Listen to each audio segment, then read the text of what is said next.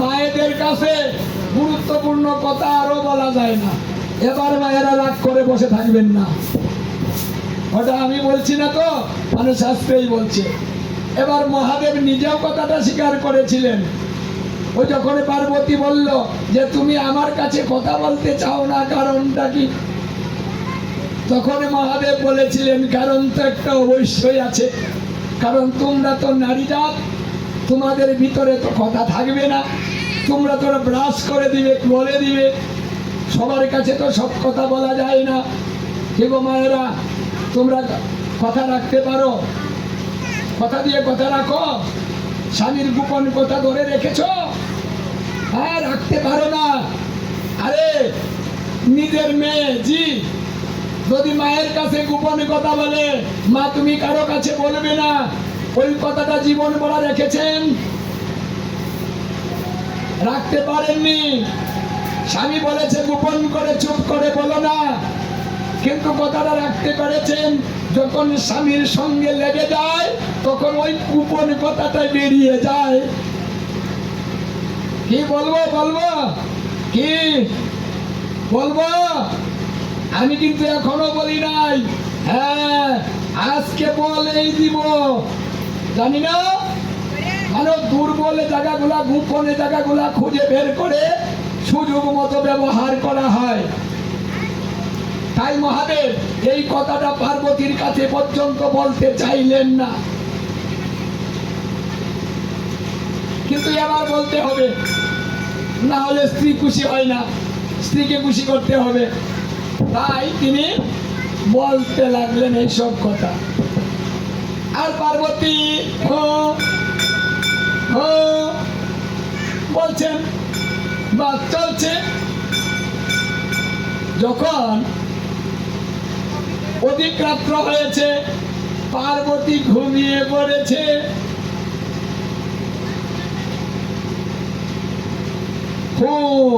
নাই, ফোঁটা বন্ধ হয়েছে।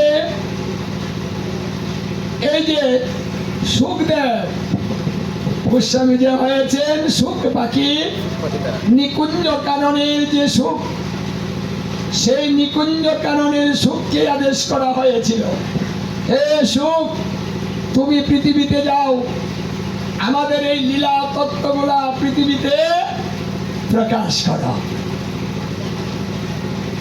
ওই নিকুঞ্জ কাননের সুখ পাখিকে আদেশ করেছিলেন রাধারানী পৃথিবীতে এগুলা প্রচার করার জন্য।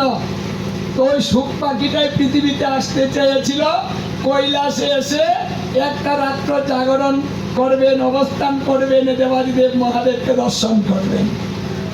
এই জন্য তিনি কৈলাসে বটবৃক্ষের মধ্যে বসেছিলেন। কিন্তু এই দিনেই, এই রাত্রেই এই কথাগুলা হচ্ছিল, তখন মন দিয়ে সুখ ওই কথাগুলা শ্রবণ করেছিল, নাহলে এই কথাগুলা কিন্তু পৃথিবীতে আমরা পেতাম না। এই রাত্রিতে কি হয়েছিল? কারণ কৈলাসে কোনো মানুষ প্রবেশ করতে পারে না, মহাদেবের আদেশ ব্যতীত ওখানে কেউ প্রবেশ করতে পারবে না। তাহলে তো নিশ্চিন্তা, আমাদের ডাইনে বাই আশেপাশে কিন্তু কেউ নাই, আমরা দুজন যা খুশি তাই বলতে পারি, কারণ কেউ তো নাই। আর মহাদেব তো এটা নিশ্চিন্ত যে এখানে দ্বিতীয় কেউ আসার সম্ভাবনাও নাই। তাই কথাগুলা কিন্তু বলছিলেন। আর এই কথাগুলা সুখ শুনেছে।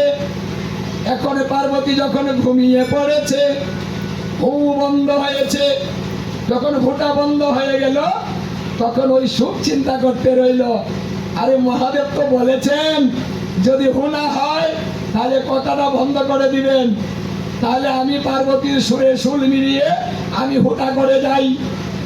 তখন ওই সুখ কিন্তু এই হুয়ের দায়িত্বটা নিয়েছিলেন। তিনি বলেছিলেন হো হো, হ্যাঁ, মানে এইভাবে সারা রাত্র হু হু করিতে করিতে যখন শেষ রাত্র চলে এসেছে, ব্রহ্ম মুহূর্ত চলে আসছে, দেবাদিদেব মহাদেবের ধ্যান ভঙ্গ হয়ে গেল। রাত্র শেষ, বলা শেষ। অনেক বলেছেন সারা রাত। পার্বতী, আমি তোমাকে খুশি করতে আজকে সারা রাত আমি যুগ কথা বললাম। আচ্ছা, কেমন শুনেছ, কেমন লেগেছে? তুমি কি আনন্দিত হয়েছ শুনে? তোমার ভালো লেগেছে? মানে আমি কথাগুলো বলছি ভালো হলো কিনা, হ্যাঁ? কিন্তু পার্বতী কথা বলছে না, ঘুমিয়ে আছে। আর মহাদেব আবার জিজ্ঞাসা করলেন, পার্বতী, তুমি উত্তর দিচ্ছ না কেন? তুমি বলো ব্যাপারটা কি, বলো। ভালো হয়নি, আরো শুনবে, আবার বলবো না, হ্যাঁ? তারপরে উত্তর নেই। তো মহাদেব তো একটু ক্রোধী, সহজে আবার ক্রোধ। ভালোবাসা অল্প দিলে একেবারে গলে যায়, আবার 19-20 হতে পারে না, খেপে যায়। এই পার্বতী, এবার দূর করে বললেন, হ্যাঁ পার্বতী। তখন চিৎকার দিয়ে কথাটা বলা হয়েছে। পার্বতী চমকে গেলেন। কি কি কি কি? আচ্ছা, কি? আমি সারা রাত বলে কথা বললাম, আমার কথাগুলো তুমি শুনোনি? আচ্ছা, তোমার কি মনটা আনন্দ হয়েছে? ওটা তুমি বলছো না কেন?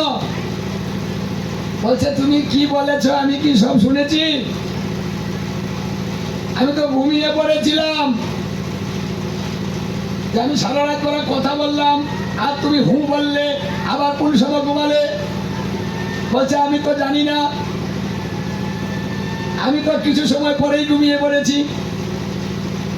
সারা রাত বলে হু হু হু হয়েই তো গেল, করলো কে? এবার পার্বতী বলছে, ওটা কি আমি জানি? কি গো, আমি তো ঘুমিয়েছিলাম, কে হু করলো ওটা আমি কি করে বলবো? মহাদেবের ক্রোধ আরো বেড়ে গেল, নিজেও শুনেনি, আবার হু করলো কে? দ্বিতীয় কে প্রবেশ করলো কৈলাসে। এত বড় স্পর্ধা, কৈলাসে প্রবেশ করেছে। এবার মহাদেবের ক্রোধ আরো বেড়ে গেল। মহাদেবের যখন ক্রোধ হয়, তখন মহাদেবের দেহ বড় হতে থাকে, করে বড় বৃদ্ধি হয়, মানে বড় হবে।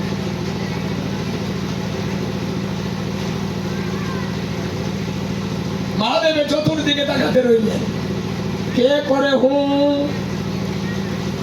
কোথাও নেই। শেষে উপর দিকে তাকালেন, উপর দিকে তাকিয়ে দেখেন যে শুকটা ডালের মধ্যে বসা।